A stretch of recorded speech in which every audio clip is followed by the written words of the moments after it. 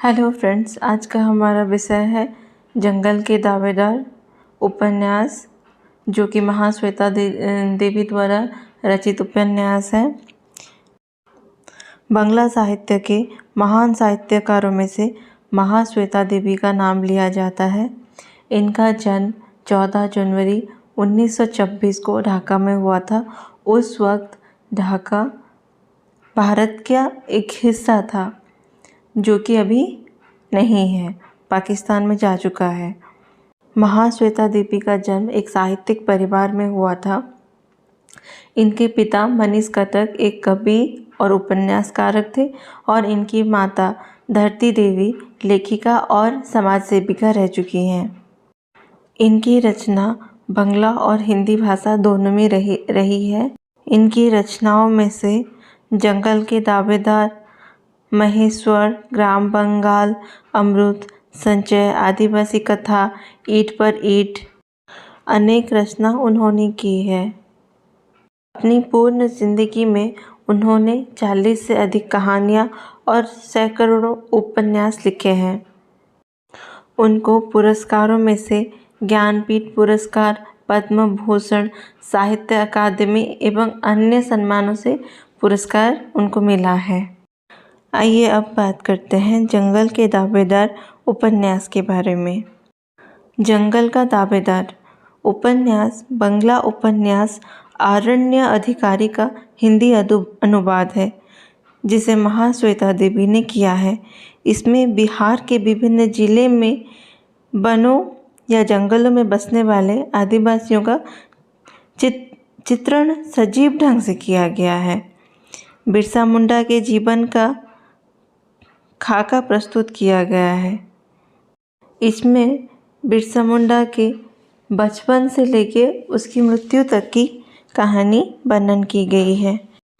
बिरसा बचपन से ही पढ़कर एक बड़ा आदमी बनना चाहता था।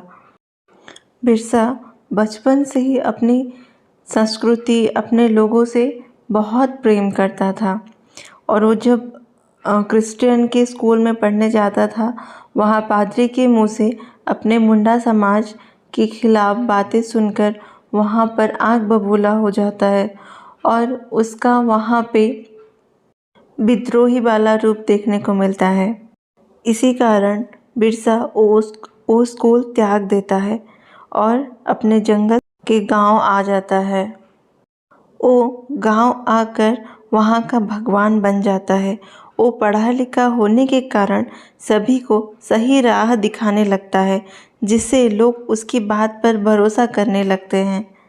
बिरसा मुंडा अपने जंगल को अपनी माँ मानता था और जो लोग उनसे उनकी पवित्र ज़मीन छीन चुके थे, उनसे वापस लेना चाहता था। वो जंगल को सारे मुंडाओं की माँ मानता था। उसको ऐसा लगता था जैसे उसकी जंगल माँ रो रही है।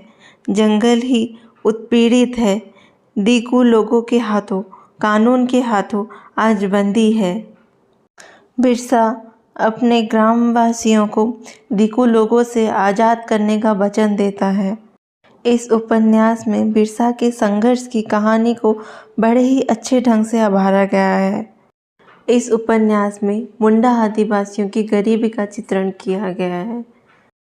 जंगल के दावेदार उपन्यास में भात का संघर्ष दिखाया गया है, जिसे कि हम चावल कहते हैं। बिरसा एक बार शमशान जाता है और चालकी मुंडानी की कब्र को खोद देता है।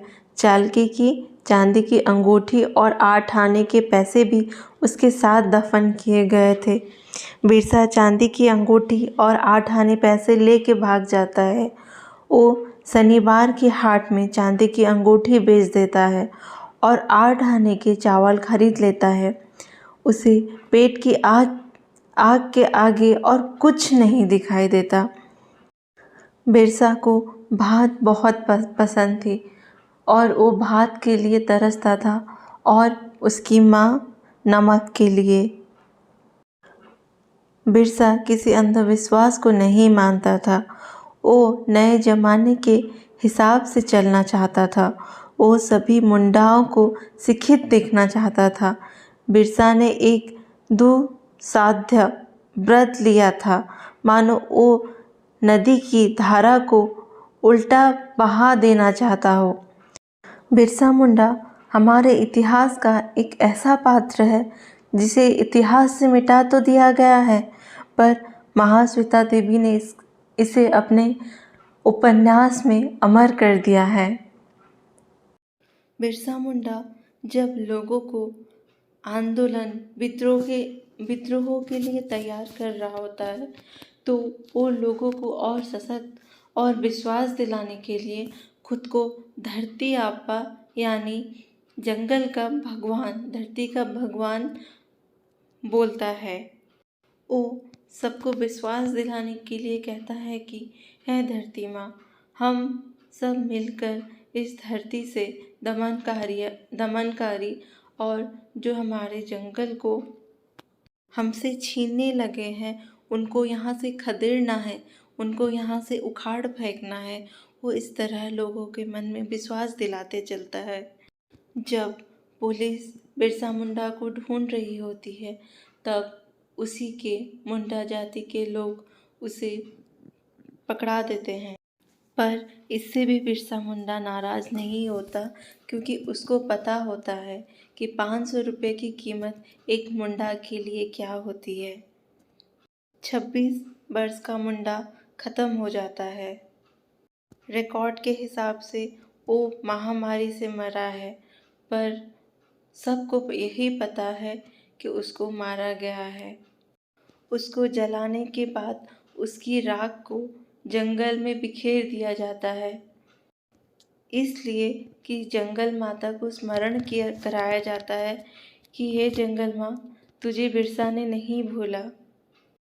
इस उपन्यास में आदिवासियों का जीवन चित्रण किया गया है, उनका रहन सहन, उनका संघर्ष, जो कि इतिहास के पन्नों से मिटा दिया गया है।